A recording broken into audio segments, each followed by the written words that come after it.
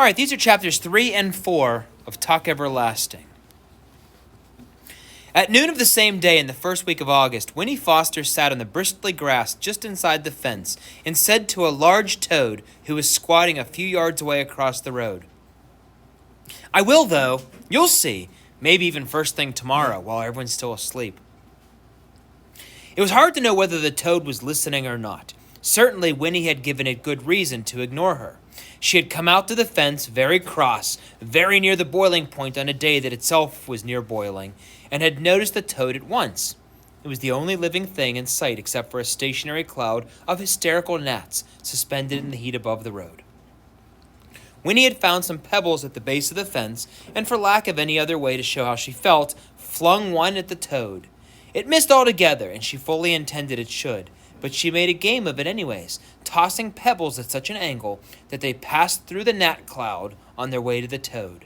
The gnats were too frantic to notice these intrusions, however, and since every pebble missed its final mark, the toad had continued to squat and grimace without so much as a twitch. Possibly it felt resentful, or perhaps it was only asleep.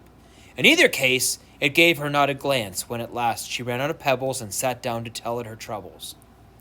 "Look here, Toad," she said, thrusting her arms through the bars of the fence and plucking at the weeds on the other side. "I don't think I can stand it much longer." At this moment, the window at the front of the cottage was flung open, and in a thin voice, her grandmother's piped, "Winifred, don't sit on that dirty grass. You'll stain your boots and stockings."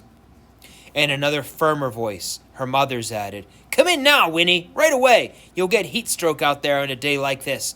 And your lunch is ready." "See," Winnie told the toad, "that's just what I mean. It's like that every minute. If I had a sister or a brother, there'd be someone else for them to watch. But as it is, there's only me. I'm tired of being looked at all the time. I want to be by myself for a change." She leaned her forehead against the bars and after a short silence went on in a thoughtful tone. "I'm not exactly sure what I'd do, but something interesting, something that's all mine. Something that would make some kind of difference in the world. It'd be nice to have a new name to start with, and one that's not all worn out from being called so much. And I might even decide to have a pet. Maybe a big old toad like you that I could keep in a nice cage with lots of grass and—" At this, the toad stirred and blinked. It gave a heave of muscles and plopped its heavy mud ball of a body a few inches farther away from her. "I suppose you're right," said Winnie. "Then you'd just be the way that I am now. Why should you have to be cooped up in a cage, too? It'd be better if I could be like you, out in the open, and making up my own mind. Do you know they've hardly even let me out of this yard all by myself? I'll never be able to do anything important if I stay in here like this. I expect I'd better run away." She paused and peered anxiously at the toad to see how it received this staggering idea, but it showed no sign of interest. "You think I wouldn't dare, do you?" she said accusingly. "I will, though. You'll see. Maybe even first thing in the morning when everyone's still asleep." "Winnie," came the voice from the window. "All right, I'm coming," she cried, exasperated, and then added quickly, I'll be right there, Mama." She stood up, brushing at her legs where the bit of itchy grass clung to her stockings. The toad, as if it had saw their interview was over, stirred again, bunched up, and bounced itself clumsily off towards the wood. Winnie watched it go. "Hop away, Toad," she called after it. "You'll see. Just wait till morning." Chapter 4. At sunset of the same long day, a stranger came strolling up the road from the village and paused at the Fosters' gate.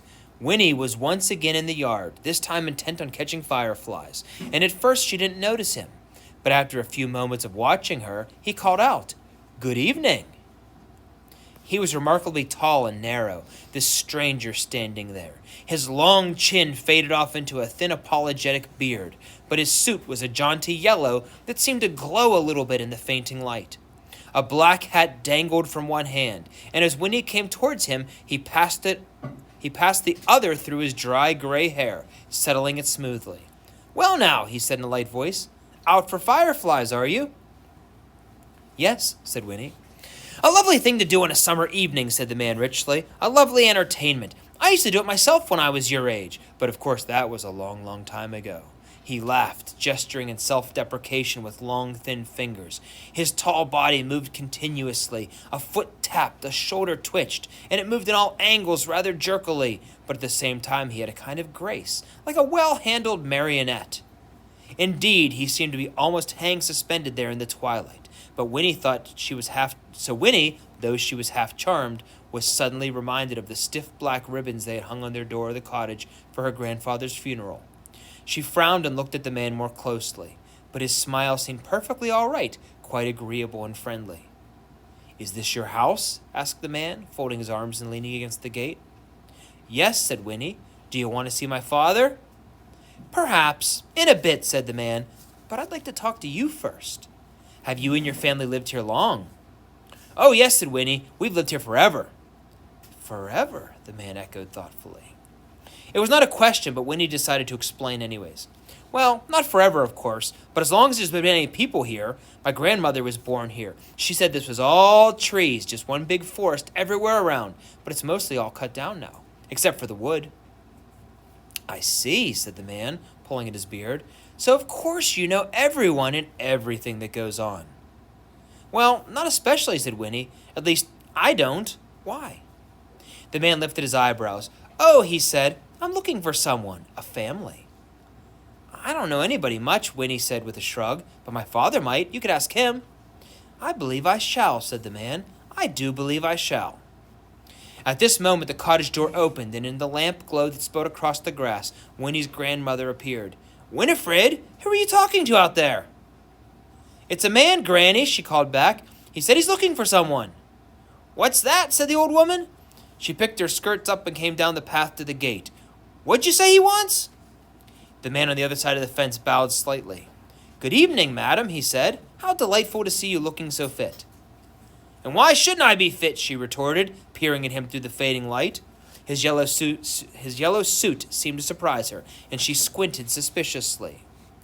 "We haven't met that I can recall. Who are you? Who are you looking for?" The man answered neither of these questions. Instead, he said, "This young lady tells me you've lived here for a long time, so I thought you would probably know everyone who comes and goes." The old woman shook her head. "I don't know everyone," she said, "nor do I want to, and I don't stand outside in the dark discussing such a thing with strangers. Neither does Winifred, so—" And then she paused. For through the twilight, sounds of crickets and sighing trees, a faint, surprising wisp of music came floating to them, and all three turned towards the wood. It was a tinkling little melody, and in a few moments it stopped. "My stars," Winnie's grandmother said, her eyes all round. "I do believe it's come again, after all these years." She pressed her wrinkled hands together, forgetting the man in the yellow suit. "Did you hear that, Winifred? That's it. That's the elf music I told you about. Why, it's been ages since I heard it last. And this is the first time you've ever heard it, isn't it? Wait till we tell your father." And she seized Winnie's hand and turned to go back to the cottage. "Wait," said the man at the gate. He had stiffened and his voice was eager. "You've heard that music before, you say?" But before he could get an answer, it began again, and they all stopped to listen. This time it tinkled its way faintly through the little melody 3 times before it faded. "It sounds like a music box," said Winnie when it was over. "Nonsense! It's elves!" crowed her grandmother excitedly, and then she said to the man at the gate, "You'll have to excuse us now." She shook the gate latch under his nose to make sure it was locked, and then, taking Winnie by the hand once more, she marched up the path to the cottage, shutting the door firmly behind her. But the man in the yellow suit stood tapping his foot in the road for a long time all alone, looking at the wood.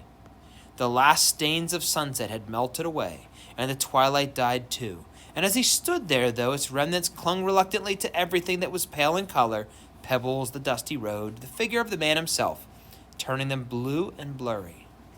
Then the moon rose. The man came to himself and sighed. His expression was one of intense satisfaction. He put on his hat, and in the moonlight his long fingers were graceful and white.